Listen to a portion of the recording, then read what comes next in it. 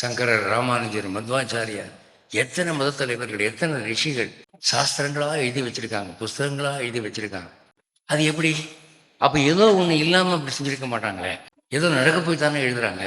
ஒன்றும் இல்லை, ரோட்டில் போகிற போது ஒருத்தர் சொல்லிட்டு போகிறார், சார் இந்த வழியை போகாதீங்க, அங்கே பள்ளம் இருக்குது, மழை தண்ணி மூடி இருக்குது, உள்ளே விழுந்துருவீங்க சொல்லிட்டு போகிறான். போனால் நிஜமாக இப்படி தான் இருக்குது. அவன் சொல்ல வேண்டிய காரணம் என்ன?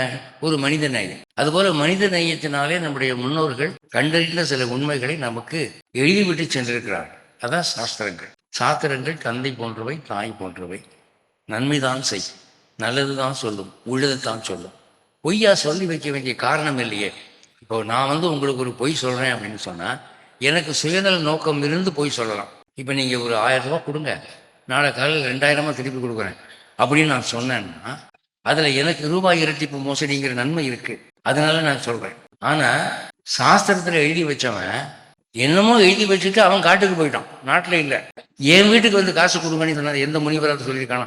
வசிஷ்டரோ விஸ்வாமித்திரரோ யாரும் சொல்லலை. நீங்கள் போய் கோவிலுக்கு செய்யுங்க, நீங்கள் போய் தான தர்மம் பண்ணுங்க, அப்படி தான் சொன்னாங்க தவிர எங்களுக்கு செய்யுங்கன்னு யாருமே சொல்லலை.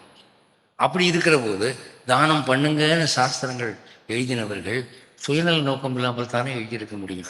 அதில் ஏதோ ஒரு நன்மை இருக்க போய் தானே செய்திருக்கிறார்கள். அதனாலே ஆலயங்களை பாதுகாக்கும்.